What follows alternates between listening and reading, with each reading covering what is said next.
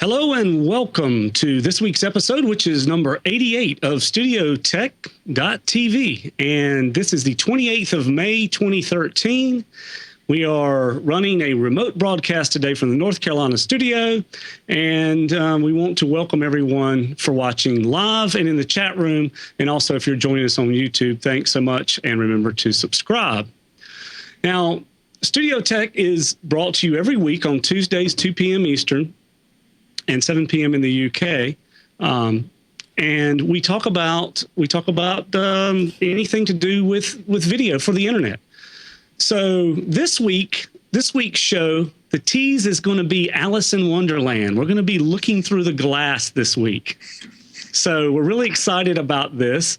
We have a brand new guest who also is one of our frequent viewers in the chat room. And he's going to be joining us very shortly. But we'd like to talk about Studio Tech Live being brought to you guys by NewTek, Teradek, and also our friends at BitGravity. BitGravity provides the bandwidth for all the TTFN TV live streams. We continue to receive very positive comments on the quality of the live video, and this combined with outstanding service and support makes BitGravity a great company to work with. So if you're looking for someone to help with your live streaming requirements, check BitGravity out at www.bitgravity.com. So as I mentioned earlier, we are broadcasting from the North Carolina studio, but we are joined this week, of course, by Mark Johnson. So Mark is in France, and he is at some undisclosed location in a studio in France. So Mark, let's keep our fingers crossed that the Skype connection will queue up and stay going for us. Yeah, absolutely. I have my fingers crossed. Well, this is not so much a studio as opposed to a corner of a room in my house here in France, in deepest rural Dordogne. And I just did a speed test just to see how we're doing. And I currently have 0.15 up, but that was with Skype running, so it's not all bad. And you can see I am wearing my glasses. I didn't want to be left out with all this talk about glass. So I'm excited and looking forward to tonight's show, and thanks very much for hosting, Vance. Certainly. You said something about glasses, and I don't know what happened. They just popped on. But I'd like to also thank Peter. Now, Peter is in the UK studio. He is doing the streaming for us today and also pushing some buttons when you see stuff pop up, lower thirds and everything, Peter. So thank you so much for doing that. And I'm also wearing the glasses. These are reading glasses. Having had 2 cataract operations in the last couple of months, I now need reading glasses. But hey-ho, that's the way it goes. And it's nice to be here again. All right, great. Well, so for this week's guest, there's been a lot of buzz going on all around the whole video. We do some really fun stuff with video.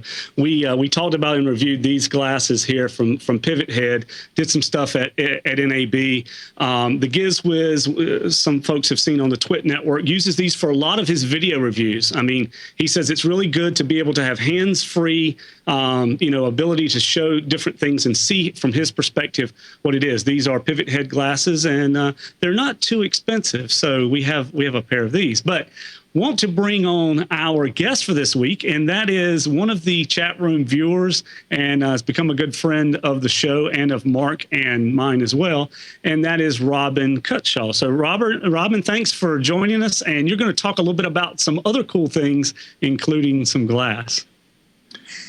Definitely, and I brought. Thanks for having me. By the way, I brought my new Studio Tech glass.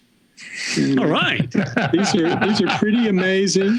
They're very high tech, polarizing glasses, and that's what we're going to talk about in the show today. All about Studio Tech glass. And maybe just one other thing as well while you're with us. Yeah, if we have time, we'll talk about something else. Well, thanks for joining, Robin. It was it's good to have you here, and it was those of you who might remember our coverage of NAB. Robin was one of our helpers there, and we had a great time with him as well. That's exactly right. So A couple of things we're going to talk about today before we get into the glass discussion. I probably won't leave these silly things on all the time, but they're actually pretty comfortable. This past week we posted a video review. It was a Studio Tech review that I did here in North Carolina on the One Beyond Stream Machine. Now, the One Beyond Stream Machine is a partnership between One Beyond, who's a computer manufacturer and assembler, Telestream using Wirecast Pro, and also Matrox using the VS4 4-input PCIe input card. So look at the Studio Tech website and also at Studio Tech on YouTube, and you can see that review of some of the interesting things that the Stream Machine does. Now, Mark, do you have any comments at all about the Stream Machine when you took a look at that quick review that I did on it? I actually, to be honest, I haven't looked at all. I was, as you know, I uploaded it from here, and it took, I think, 6 hours to upload that file.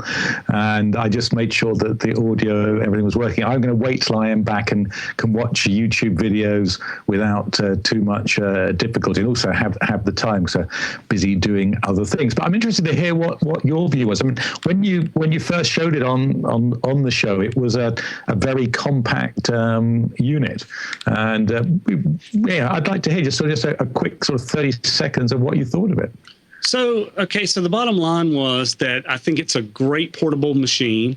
A couple of my comments were that it was, all built into one, less than $5,000. Everything's built into one, and it's kind of engineered and put together for being a stream machine. So lunchbox size, it's about 13 inches tall, about 6 inches wide.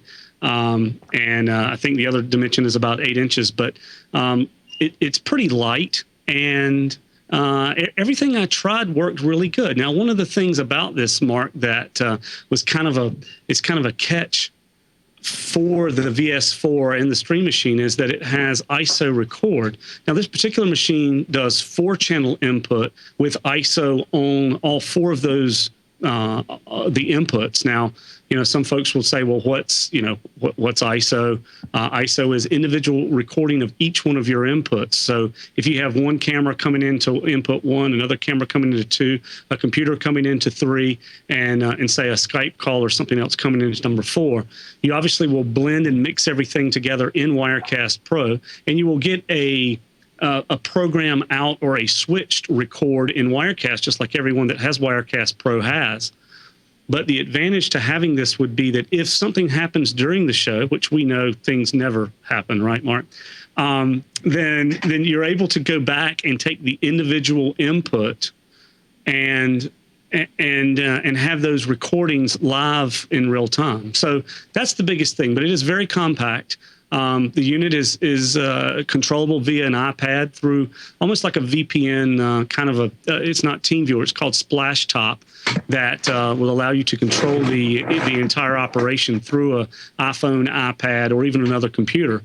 So that worked out really well. Played around a lot with the Splash Top account and controlling Wirecast using the iPad. So, Mark, all in all, I liked it. There was only one negative thing about it, and I think we talked briefly about this, and it's not a big deal, but you may even can hear it running in the background. It's got a lot of fans, or it's got a little fan noise. Other than that, it's been pretty awesome little unit, and the size is great. So that's kind of the 2-minute version. You asked for 30 seconds, but that's a 2-minute version. Oh, that sounds good. So you can record all the ISO channels, and you can record the output at the same time, and you can sync those without any problem. So if you wanted to, if you were shooting an event and you got some of the cuts wrong, you can re-edit it. Okay. Well, the syncing, I believe, is you're going to have to do with the audio. We did figure out that you have to link all the audio together to do the syncing. It's a little bit detached between the program out record of Wirecast and the 4 individual ISO records. But syncing all of the audio up or picking all your audio up from one source makes things much easier. So that's kind of how it is. But yeah, for the money, it is SDI input, so you don't have to have converters for HDMI input or for component input if you're using professional grade cameras. And if you're not, then you have to get mini converters to convert from HDMI to SDI, and then you can go into the box. So it is professional connectors, and we sent 4 inputs from the video hub in, so we were able to try multiple videos going, video resolutions, frame rates, and it did a good job on a number of them. Didn't seem to have much problem at all there. So that was good on the Stream Machine, Mark. So far so good on everything that happens there. All right, that's good. Okay, so I think that's Studio Tech episode number 83. So check it out on the studiotech.tv website or on our YouTube channel. Now, coming up soon is going to be another episode of Studio Tech, a review on this camera here. This is the Canon HF G30. This ships officially, I think, next week or in the next couple of weeks. This is a very early loan review we have from Canon. And as most people who watch this show regularly will know, that in the UK studio, we have Canon HF G10s, which is sort of a couple of predecessors to this camera. We really like the HF G10s and the XA10, which is the semi-professional with a professional version of that camera. And there is a big brother to this as well, which is the XA25, which has SDI output. Vance was just talking about the SDI inputs on the One Beyond Stream Machine, for example. So I've been playing around with this, and I have shot a review, and I really do like this camera. It's been built from the ground up. It has a new sensor, new electronics, new processor, and it even has a thing that Vance likes, which is the little lens flap. And by the way, Vance, I have found out that this does fit onto the XA10. So if we just find out the spare part number, you can order one of these and get that for the XA10. That sounds great. I'm glad to hear that. That's great. XA10s. Yeah, so I'm very impressed with this. It's not, it is not as good, for instance, as the Sony PMW 150, but you wouldn't expect it to. It's about a third of the price. So, but it is a great step up. It's an improvement over the HF G10. It's actually much bigger, and it's something I didn't realize when we saw it at NAB. It is, it's probably half an inch, 15 mil so wider, and a little bit longer. So it's a bit chunkier, which actually makes it more stable for handheld work. But it's a great camera. It's some interesting Wi-Fi capability. I mean, a little bit gimmicky, I think, but all in all, a very good camera. So this review should be up next week on the website and on YouTube. So, Mark, I was just going to show just briefly. I don't want to get into this too deep, but I was just going to show kind of the Stream Machine. It's just Wirecast Pro, and this I have not upgraded this to last week's 4.3 since we do not own the machine. It is a loaner, and it's essentially it is Wirecast Pro, and I'm doing this from a long ways away here, so I'm kind of trying to remember exactly which show source settings, I believe, Mark, is where I want to go. And then it brings up each input, and it shows all 4 of those inputs, right? And look at that. You can even see me doing stuff. And and then we'll come down here and take a look at this. Let's see if I can make this click. There we go. And this is the Matrox Record. Right here, ISO record. And just to give an example, Mark, we see we have 4 inputs, 1, 2, 3, 4. I don't know if any of this is going across on the stream, but you're able to record each one and change the resolution settings. So anyway, I just have a wireless keyboard here and just controlling that computer. But check out the review on YouTube. And like Mark said, that's episode number 83, Studio Tech. So take a look at that. Now, Mark, just at the end of last week, we received another demo unit from Livestream, and it's the HD50. So we will be looking at that in the coming week, and also that will follow right behind that Canon review on Studio Tech. So 84 should be the Canon, maybe 85 be the HD50 from live stream. So we look forward to that. We have it just across the studio, and if we get a little bit of extra time towards the end of today's show, we may do an unboxing so we can see exactly what that looks like. So Mark, you had something else on the rundown today, and did you want to talk about that from vMix? Yeah, we mentioned vMix a couple of weeks ago. vMix comes out of Australia. It is a Wirecast-like. It's a software switcher, and we hadn't touched base with them, but we covered it and looked at it. And actually, the guy who writes the software has been in touch, Martin from vMix, and so we're going to be following up on that. And we're probably also going to be having a little competition and give away a couple of licenses for vMix as well. So stay tuned, and we'll cover that in the next couple of weeks. But it's great that Martin has got in touch. It's not particularly popular in Europe. I know a few people use it. We used it, the demo version, for a particular thing that we were trying out, and it seemed to work pretty well. So we'll either have him on the show or record an episode of Studio Tech with him, and so we can share more about vMix with you all then. All right, so that sounds good. Well, we talk each week about some of the partners that help us out and help us bring this show, Studio Tech Live, to you each week. And one of the sponsors is Teradek, and there was just a recent release of an interface that we've heard about for some time, and that is the integration with Wirecast. Now, 4.3 was released last week from Telestream in the Wirecast line, and now you're able to interface and support units from Teradek, such as the ones that they have showing here. The Stream Reader for Wirecast is available, and I was actually going to. There you go. Yeah, so you can see the components and parts right here coming up on the screen. So you have integration with the Cube and a number of the other ones. The Cube is probably one of the most popular Teradek products, one of the first ones that Teradek released, and being able to bring in the Cube to Wirecast Pro with this new version of 4.3 is a real big plus. So having things like the Bolt and the Cube units, we are finding they're very, very helpful.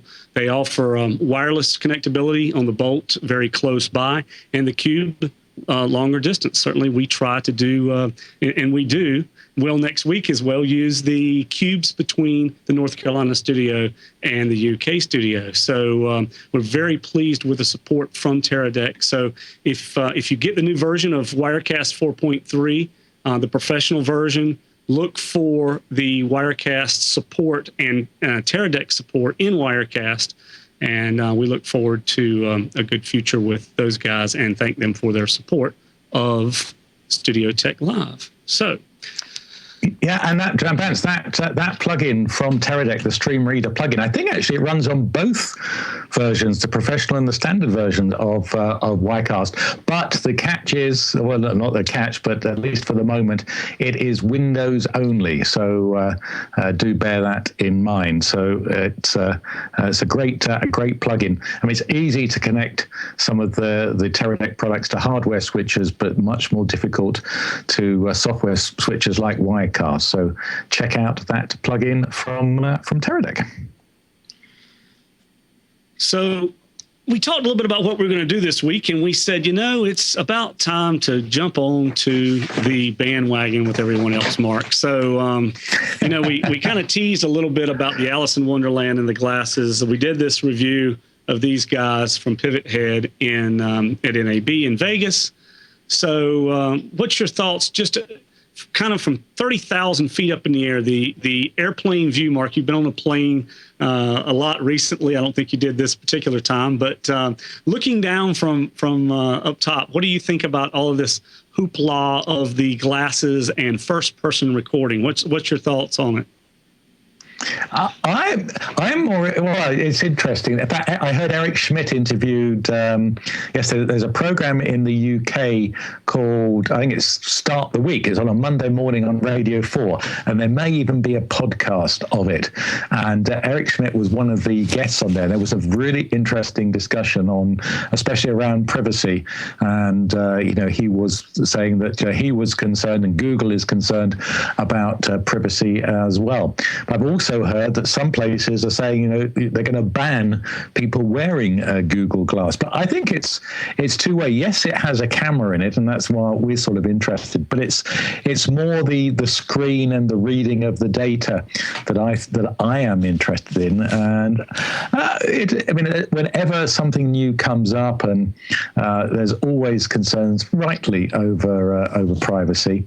But I'm excited by it. I'm really looking forward to what Robin has to say, but it's not so much the fact that it has a video camera, though that clearly is important. I think it's the information you're going to be able to get. Now, whether we'll ever get to the stage, and maybe some of the privacy issues might stop this, or where you can it'll do facial recognition on somebody and then put their name up. I am terrible at remembering names.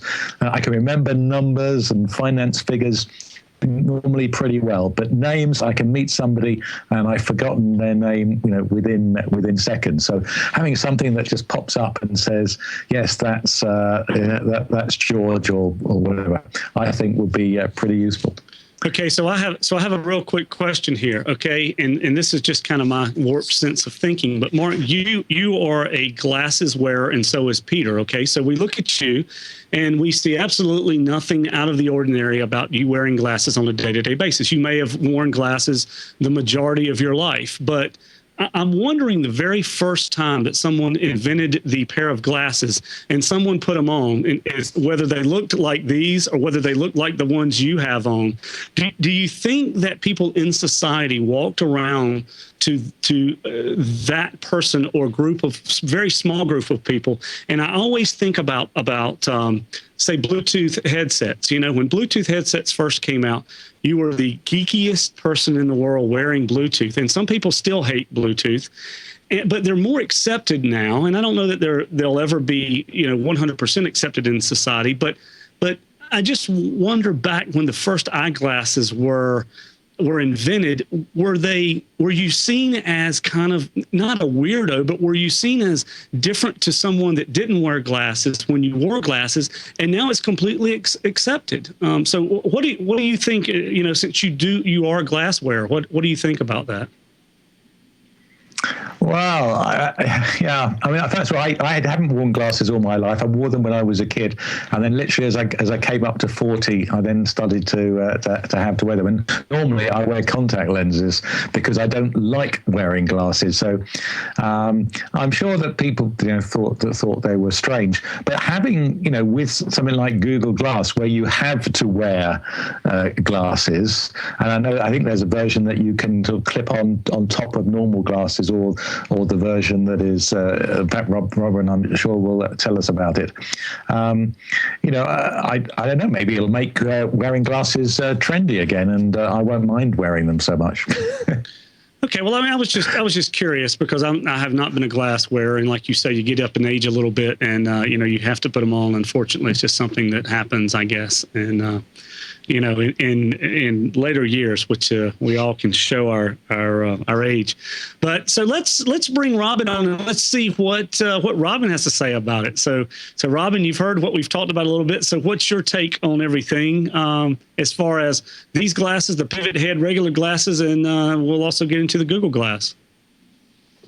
Well, as much as I like my Studio Tech glass, I think I'm going to have to switch to the Google Glass. I know it's 2:33, Glass is telling me. And it wanted me to ask it a question. These are very geeky. I got a call from Google a couple of weeks ago that the Glass was ready to go. I went up to New York City. They have a beautiful facility up there, and it's just to introduce you to glass, to fit it, to train you on them.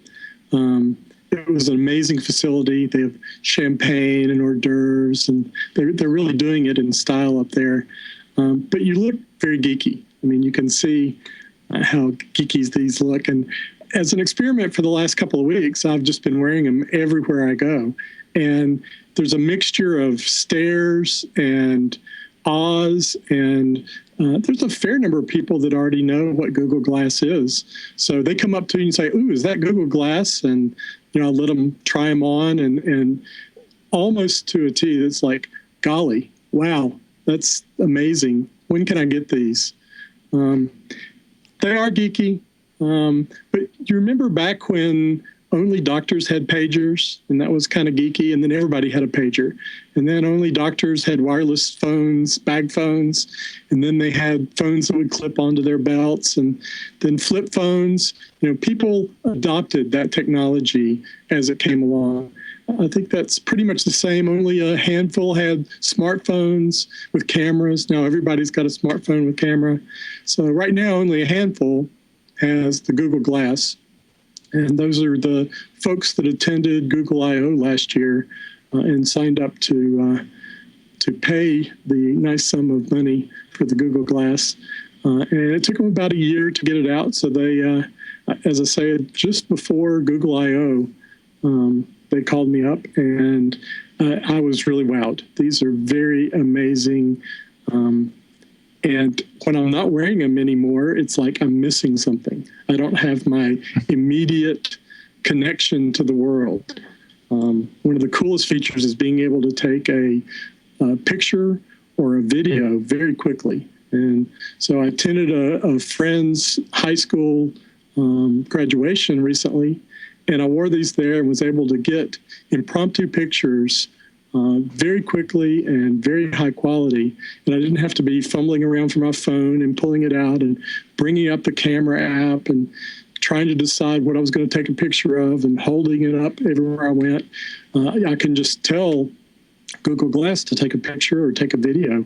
I don't even have to touch it. So that's kind of my take on the introduction of it. Vance, are you dying to have these? Well, I really am. I actually asked if I could buy yours.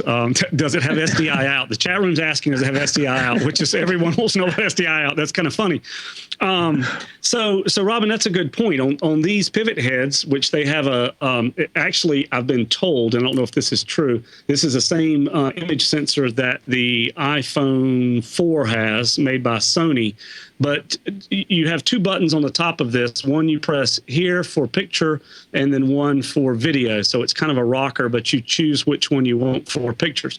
So each time that I need to take a picture, and it's pretty high resolution, I have to go click, click, click, just like you would if you had a camera phone or a regular point and shoot. Video, I can press the button one time, it starts recording. I don't have anything in my peripheral view like you do on the glasses, but I can, if I look to the extreme left, see a series of blinking lights that tell me I'm recording or whatever. But if you're not careful, you're exactly right. When I press this button, people will see that I'm taking pictures, or unless I just, incognito press the record button for the video, then I can walk around completely hands-free until the batteries go dead. Now, I'm realizing about 45 minutes of battery life with these on their best day. So anyway, I think that's good. So Robin, tell us real quick, if you were at this high school graduation or you're at an event, would you say Google Glass, take picture? I mean, what do you do to actually make it take the picture? Well, I think we have a video of the how-to that we can probably show that gives you a run-through of what Google Glass does and how you operate it. But it's very simple. You may have seen the Saturday Night Live take on Google Glass where the guy was at the news desk and he was going, peacock, peacock, peacock, trying to get it to do something. Well, it's something like that. You can set the angle at which it turns on when you raise your head. So right now I've got it set to like 34 degrees, and it just came up with it came on and showed me its user interface, and I can say, okay, Glass. It gives me a menu, and I can do one of many things. And we'll be showing that here in a minute. But if you want to run that video, I think it does a better job than I could do in the rundown. All right, let's see if we can get Peter to pull it up. And audio as well, Peter. Yep.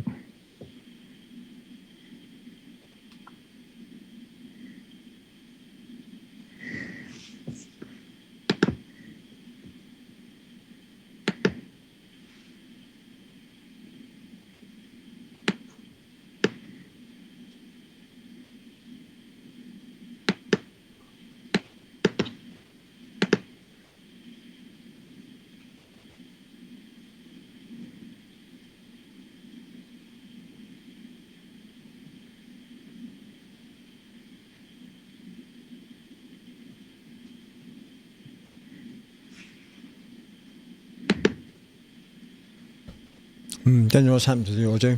Maybe there isn't any. You need to turn it up on the mixer, Peter. Yeah, it is.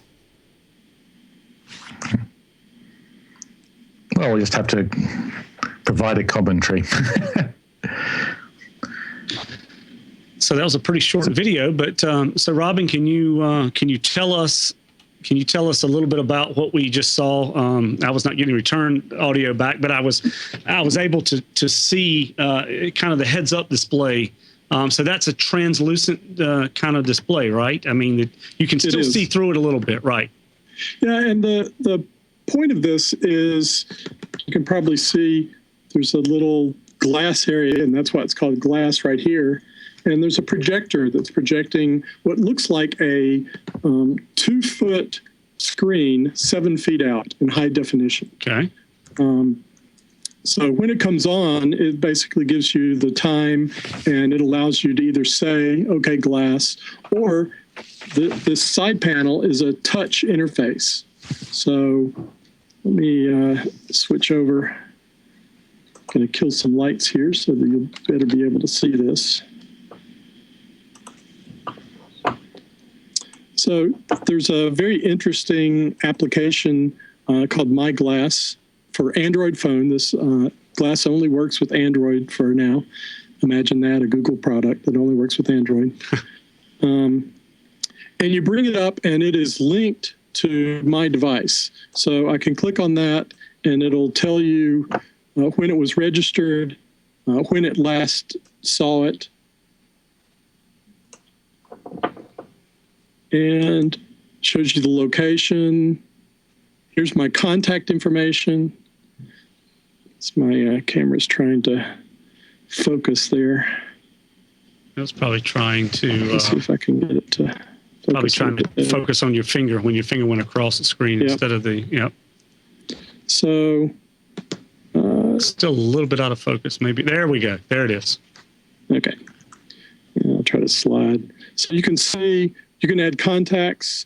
One of the issues right now for the developer edition is you can only add 10 of your Google Plus contacts. So I can send messages, text messages, email. I can do Hangouts with any of my friends, but they have to be in my list of 10 friends. You can see the other things that are on here. Google Plus is turned on. So when Google Plus alerts come through, they show up on the screen. When I get a new piece of email, it shows me the header for it. Google Now, which is a really cool piece of technology on the Android phones, and I think they've just released it for iPhone. It keeps track of what you're doing, keeps track of your life. Google knows a lot about you, and they're showing off what they know about you. So you get off the plane, Google Now will send you a message that says, hey, you're 28 minutes from home. You might want to take that alternate route because there's traffic. It also has read your email and sees your flight reservations, and will tell you, it's time to check in for your flight, or your flight's running late. It's amazing the things that Google knows about you these days. I just turned on this New York Times functionality. They've got a Glass app that they push out headlines. So when there's important news that's coming out, it gets pushed out to the Google Glass as well. There's Facebook, Evernote. These are the folks that partnered early on. Tumblr.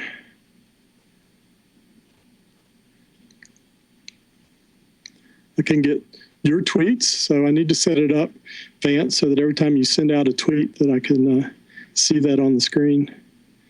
And I've been testing, this is a developer edition, and I'm going to be doing some development for Glass.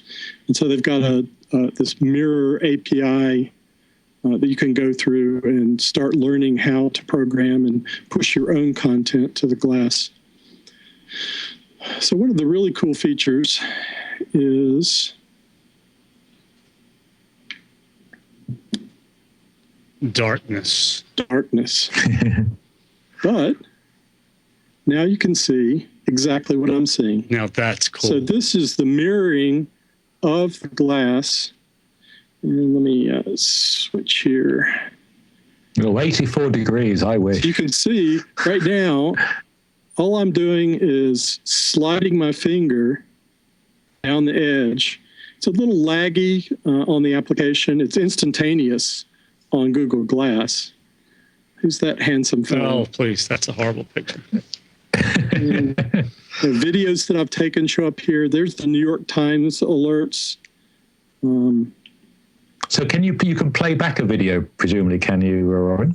I can, and I'll get to one of those here in a second. I went to Fry's, and of course, all of the salespeople were going gaga over Glass. And so I gave it to one of the salespeople, and he took a picture of the aisle there. And you can see the interface there. I brought up a picture, and this is what it looks like when you tap on it. I can share that picture, which happens to be a bird nest that's right outside my front door, or delete it. Or if I swipe down, it goes backwards in the menu string. Some of the pictures that I've taken, there was an event here in the Atlanta area in Decatur, the Decatur Art Festival this weekend. One of the famous guys there is the King of Pops. He has the most interesting popsicles that you'll ever try. Wow. I'll play this. You probably can't hear it. I hear a little bit in the Can background. you hear any of that? Just barely. Don't see anything other than share. Oh, yeah. I could have... Yeah, don't delete. Okay, now we see a play. Yep, so these are just some of the notifications that have come in. There's my congratulations from Fitbit on walking 1,000 miles. All right. Some pictures. There I had an order shipped, and it immediately told me from Guitar Center that the order shipped. That's pretty neat. So, and there's a tweet coming in from Wirecast about Telestream. Right. So all these things come up, and I can very quickly rotate through the interface. Let me show you the more technical interface. You can see there, Atlanta. The settings, I'm connected to the network here. I think it's having a little bit of trouble with... So this shows where your Bluetooth. So you're linked via Bluetooth to your Galaxy Nexus. That's one of the cool things. The Glass has Wi-Fi and Bluetooth. Right. So if you're at an open hotspot, it knows how to automatically connect. If you're not, then it is Wi-Fi or Bluetooth tethered, rather, right, to your phone and uses that for its internet connectivity. Oh, that's good. So you've got connectivity everywhere you go. There's the current release of the code, XE5. And they just added the ability in this release, for two people that have glass. Some people are calling them glass halls. I prefer people that have glass. Right. They can actually do a hangout together. So they can, just like a Skype call, you can make a one-on-one call to someone else that has Skype. There's the wake-up angle that you can set. You move up. Right. When you take them off, it can automatically detect that and turn off. And there's a guest mode, which has lots of interesting videos and features. So invariably, when you're walking around, everybody wants to try them on. Unfortunately, this is linked to your Google account. So it has access to all of your Google. Right. People. Yeah. You probably don't want everybody looking through all of your information there. So in demo mode, it doesn't have access to all of that. Sure. And just try it out. Cool. All right. Well, that's It's swipe to go forward or backwards. yeah. Then to turn it off or to back up one level, you just swipe down and it turns off. Okay, so now it's just kind of in a sleep mode, right? It's That's kind of one of the issues. This early version for developers, battery life is not as long as your wireless phone. You know, if I use this constantly, like we're doing right now, it would probably last for 2 or 3 hours. right. If you're using it intermittently during the day, I'm getting about 7 or 8 hours. So it's still not a full day. I'm sure they're going to be working on that to bring up the battery life. Let me bring some lights back up here. So now one thing I know we're going to get a question on is, can you, obviously you put it in mirror mode so you can see on your Nexus device, an Android device, you can see on that device what you're seeing. But you had me join in, or I guess we're going to show briefly, a glass hangout. So the question would be, how do we get what you're seeing onto, say, a broadcast? I mean, how could we get that on to where folks can see what's going on? So I see that you say, okay, glass. That might be a little difficult to read. Let me bring up the brightness level a bit. Yeah, I could make that out, but yeah, if you could, yeah, that's good. So yeah, so that's probably a question that we'll have is, you know, if you get the glasses, obviously these are recording directly to an internal RAM flash drive on the inside that you have to plug in a USB, micro USB to, and download what's in the flash drive of these. But with glass, you're able to not only put it in mirror mode, but you can also send that, as Robin was saying, out to someone in a Hangout. So if you can capture the video from the Hangout, then you would be able to essentially broadcast from the glasses to the Hangout and grab it. So there you see the menu. When you say, let me start from ground zero here. So I'm going to raise my head up. It brings up the interface. I'll say, okay, glass, take a picture. And it just took a picture of the studio here. You can see the bright lights and the mess that's behind the camera. You could also Google something. TTFN TV. Oh, I said Google something. Sorry, Google. So you need to say Google TTFN TV. Exactly. You can also record a video, and it normally... That is pretty impressive. So there you go. So it's jumping around a little bit. So these are the options. By default, when I say record a video, you can see that I'm looking around now at my studio. It defaults to, there's my lighting controller. It defaults to 10 seconds for the video, but you can extend it so that it'll continually take a video for as long as you can fill up the 16 gigs that are on it. Okay, so that was a question in the chat room. 16 gigs is the answer that the glass has built in. I'm assuming that is not expandable through a micro SD card or anything else, right? It's just an internal 16 gigs of a flash memory, right, Robin? Correct. Now, one of the things that it does is whenever you take a photo or video, it automatically uploads it. I just told it to take a video. So there it goes. It's listening to me. It automatically uploads that to your Google Plus account. So it's ready for you to review as a private picture or photo, and then you can release it to any of your social media streams. All right. See, get directions to Kroger. And I'll said 2. As you can see, picked up 2. it's very picky. Yeah. You have to say what it wants you to say. So you don't say get directions to, you say get directions and then program. So Right. except that last word. So it's seems to be very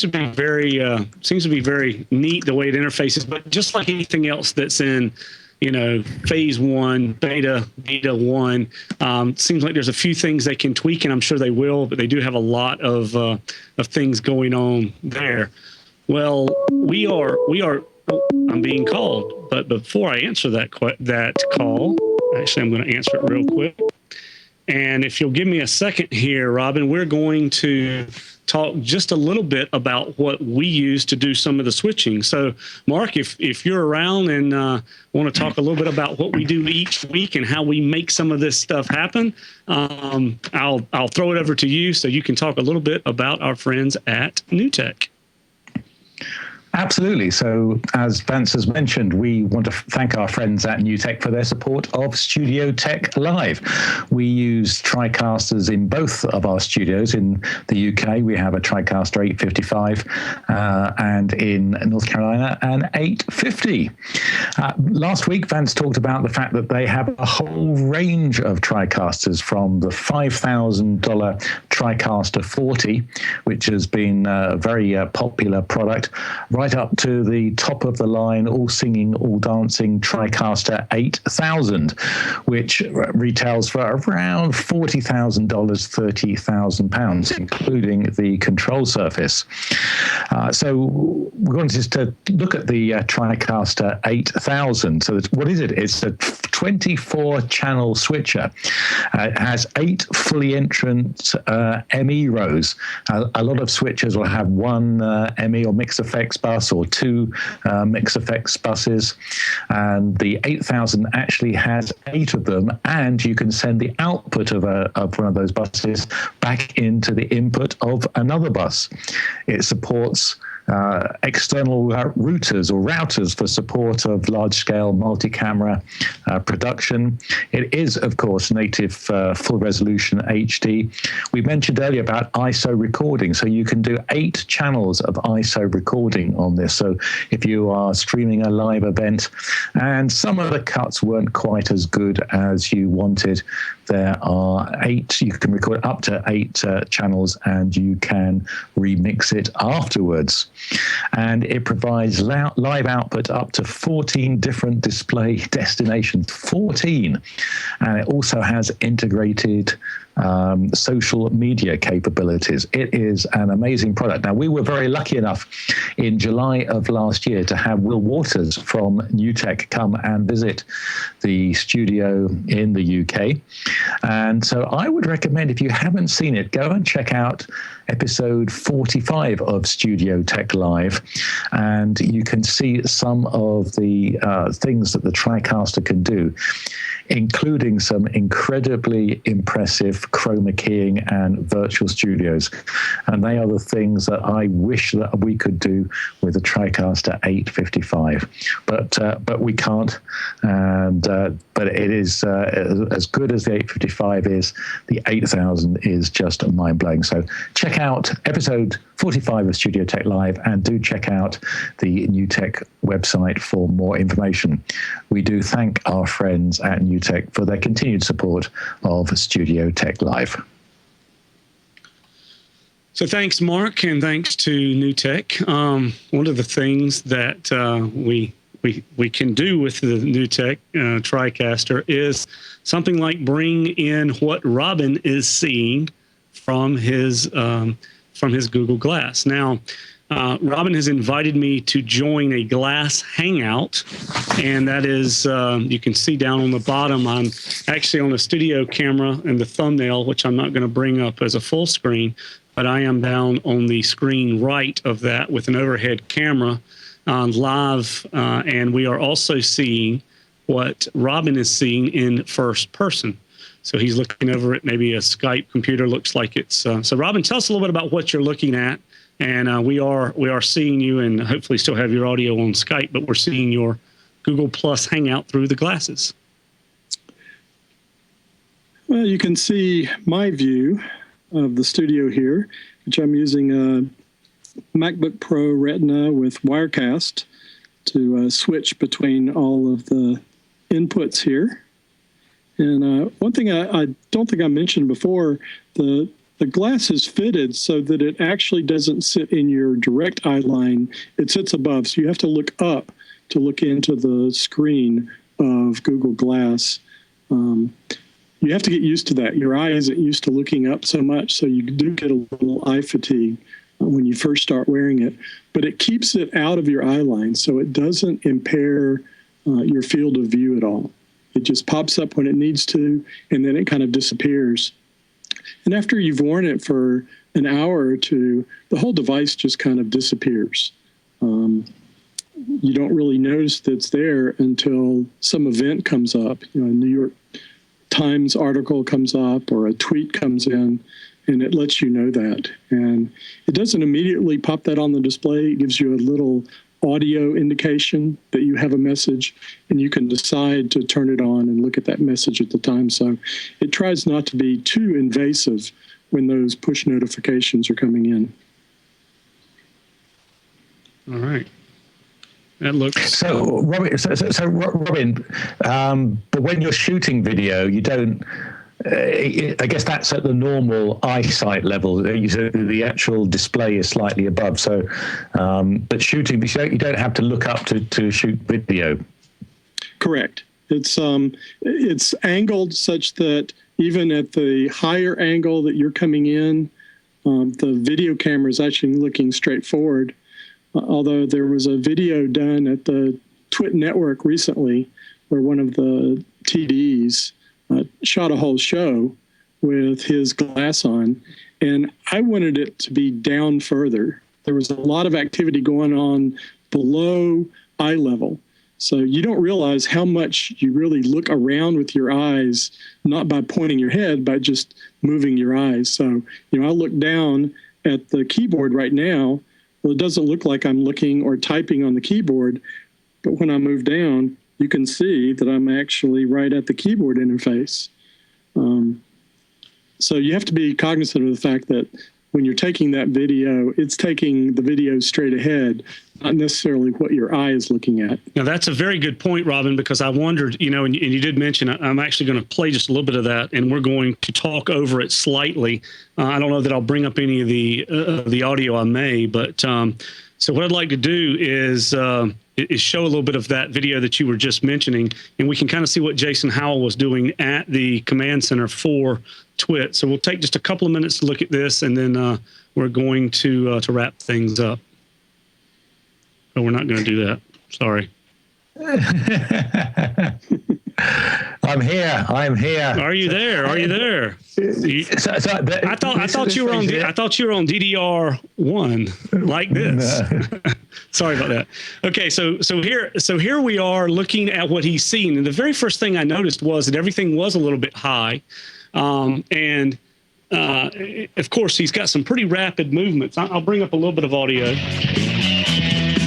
So they're obviously showing the show in the top left corner, and everything he's doing, which is really amazing, the way he's controlling. Tech News Today is brought to you by Shutterstock. all of this stuff. I mean, it's a little dramatic, but Shutterstock helps you take your creative. He's bringing sliders down. For 30% off your new account, go to Shutterstock.com and use offer code. So he's bringing sliders up and down, and and bringing in the virtual sets. You'll see a lot of the V stuff. He's hot punching a lot, and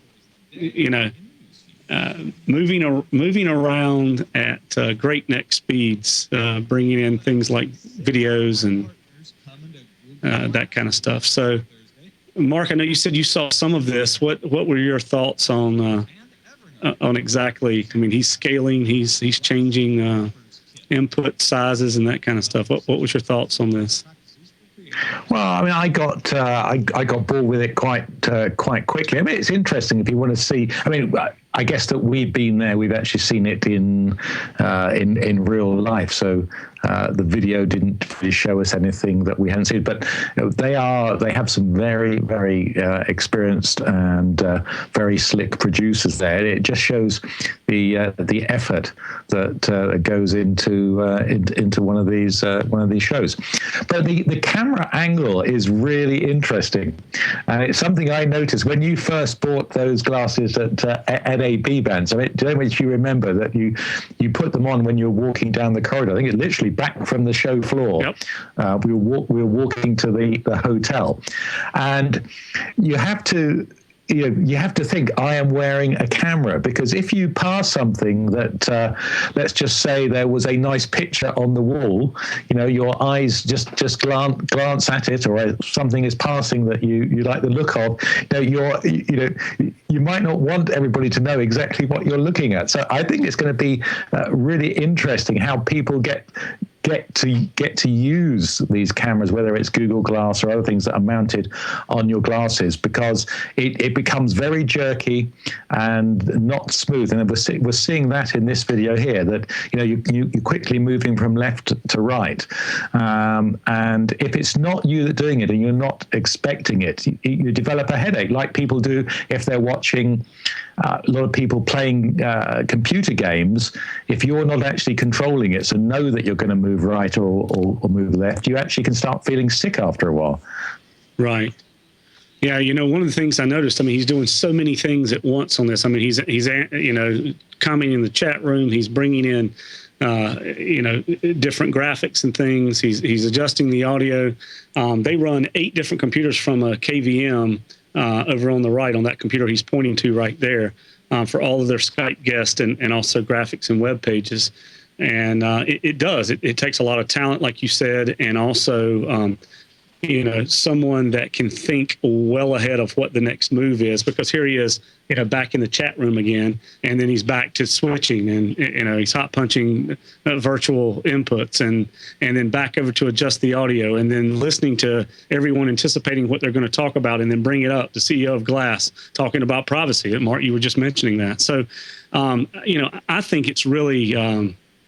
I think it's something that's certainly very futuristic at this point. But the one thing I did notice, and you're right, Mark, is that he's actually probably having to look down, like what Robin was just saying. I noticed there was a lot of times that we just saw what was straight in front of his view.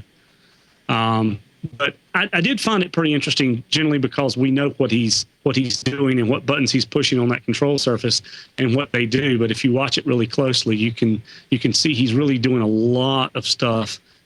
Gives you a greater appreciation of what Peter does, and Vance, what you're doing today. It does. I feel really very is. humble. I feel very humble. He's all tabbing between different computers, and there again, you're not seeing him. You can't quite see him push the KVM on the far right, but there was an alt tab there going to another window screen. He's now adjusting the scale of inputs to make sure they match to full screen on when he brings in the graphics to roll. And he's going to scroll up and down as they're talking about it. So it's a lot of what we do right now behind the scenes, and then as they go to another topic, he's bringing it in on a take, and then also having to queue up the right person, the right video. And that's where I have a whole lot of problems. So, Peter's done it a whole lot more than I have, but there's just a lot of buttons to push and a lot of things. As you can see, he's constantly pushing buttons. It's almost like playing a piano or organ or something, So, so I was pretty intrigued by this, but like you said, Mark, we've seen it a number of times, and, we really have to say, hey, it's difficult stuff to do sometimes, but it is neat to see what's going on in the background behind the scenes. So, Mark, you have anything else to say or comment on about these glasses? Have you ordered a pair of them yet? Well, you can't order them, can you? They're going to be next year. Originally, I think they said end of 2013, but all the latest indications are that they're going to be next year. I think, Robin, you're one of, is it 1,600 or 1,800 people who have them? So we're very lucky to have you on the show. And tell us, what is your? Apart from that, they're a great gadget. You said you're going to be doing some coding for them. Do you have some projects in mind? I do. big into amateur radio. So imagine that you're talking to folks all over the world on amateur radio, and their call sign and their pictures popping up. And the last time you had a QSO, they bring up their QRZ page, and you can see information about them. I think there are a lot of interesting applications there, and just in general, in everyday life. As you said, I want to be able to see the name of the person that I'm talking to, or I'm walking down the street and I want to see, what's that building? There's just so many different applications, and it's really sounds kind of hokey, but it's limited by the imagination of the developers at this point. Right. So does it have a GPS in, or is it reliant on the connection to your phone to get that sort of information? It does have a GPS. So when I tell it, okay, glass, get directions to, or without the to, as we saw, it plots that using the internet connection that it currently has and uses the GPS on board. And one of the really cool features is when you tell it you're in walking mode, it tracks the map to your head. So as your head moves, the map tracks with it. And that's one of those virtual reality ooh-ah moments. That's actually pretty cool, Robin. There's a lot of people don't know about it, but and I mean some do, but in Google Maps, there's a little triangular blue arrow in the bottom left corner on your mobile phone, and if you press that, the orientation of your telephone based on the accelerometer and GPS actually, as you move your phone to say point down this street or up this street or over this street, changes your perspective. So when you're walking forward that you're going the right direction when you're using it for walking direction. So in large cities such as New York, Chicago, or even London, when I went over to visit Mark in London, we would hit the blue arrow. I would. He knew where he was going. I didn't.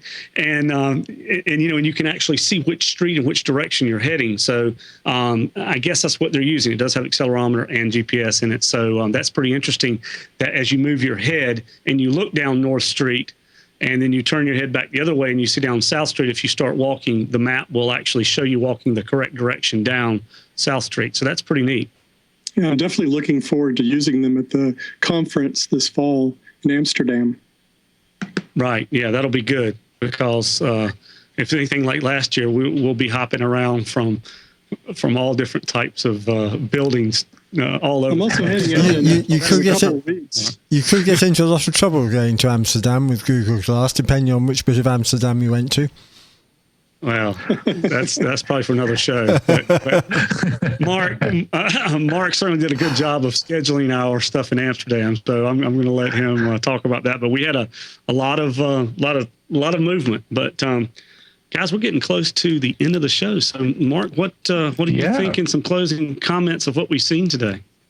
Well, first of all, I wanted to thank Robin. I mean, that really has been interesting. I mean, this is a real insight into the sort of technology I think we will all be using within a few years. As Robin said, I mean, people, as the new technology comes along, a few people have it, and then it rolls out. And I can see some really good uses for it, especially in switching, some behind the scenes stuff as well as shooting video. But I'm certainly looking forward to getting my hands on them if and when they are launched, because who knows what will happen. So anyway, Robin, thanks very much indeed. Vance, thank you for switching, and Peter, thanks for being back in the studio. I will be back in the UK next week, so normal service, whatever that might be, will be resumed next week. All right, Mark, thanks. It was really great that you could join us, and that bandwidth held up. And there again, Robin, we'll bring you up one more time to say thanks. Thanks for doing all of your switching with Wirecast. Shows that that works great as an application. Thanks so much for the Google Glass. And as Mark just said, thanks to Peter for pushing some other buttons. So we had a lot of button pushing going on here today, guys. Please, as we say each week, watch us live if you can. Please join into the chat room. We're live each Tuesday 2 p.m. Eastern, 7 p.m. in the UK. And we try to bring forward some interesting topics and guests each week, and also product reviews that have to do with studio, video, and everything else to do with just the new and cool stuff on the internet as it relates to video. So please send us your studio pictures and or video. We've gotten some and we really appreciate those. You can get them to us in a number of ways, but please continue to do that. And we'd really like to appreciate that. We'd like to say thank you to everyone and do appreciate everyone watching us both live and on YouTube. Please subscribe to us on YouTube. You can follow Mark at TTFN TV on Twitter. You can follow me at Vance Willis. Today's guest was Robin Cutshaw. You can follow Robin Cutshaw at Robin, ROBIN CUTSHAW on Twitter. So that's it for this week. Thanks so much, and we will see you next week. Goodbye for now.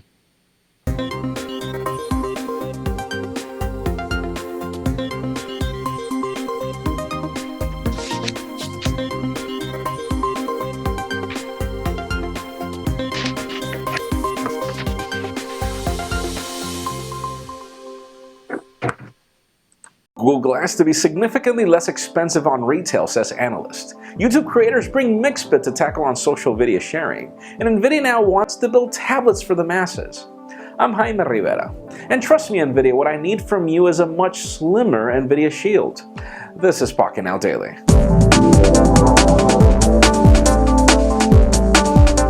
Let's start today off with the product releases. Google Play Music All Access, the biggest name I've ever heard in tech, is now available for more countries than just the United States. Now 9 more countries, including some in Europe, Australia, and others, have now access to the service, and there obviously is a sale for those that register now until September 15th. Now, it just begs to wonder why Google took so long to launch this when iTunes matches everywhere, and just about every other service is, but let's be happy.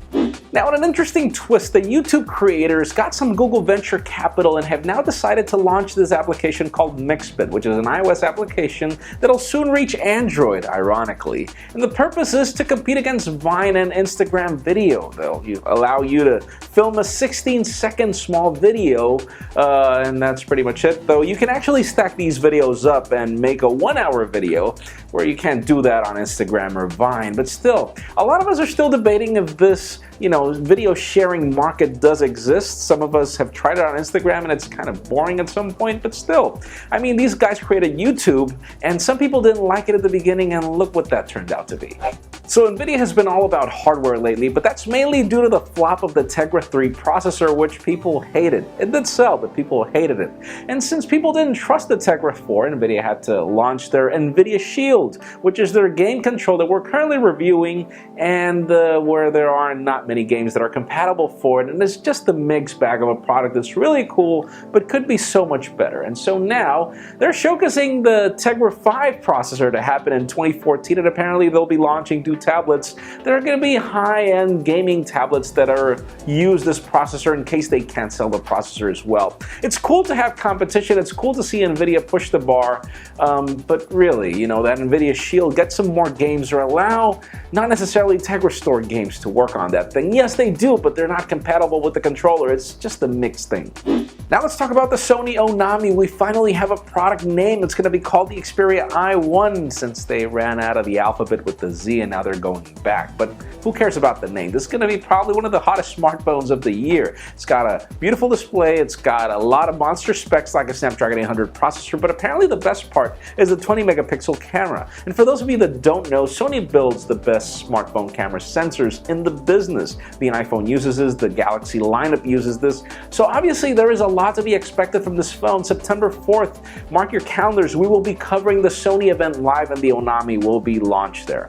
I'm sorry, Xperia i1, right?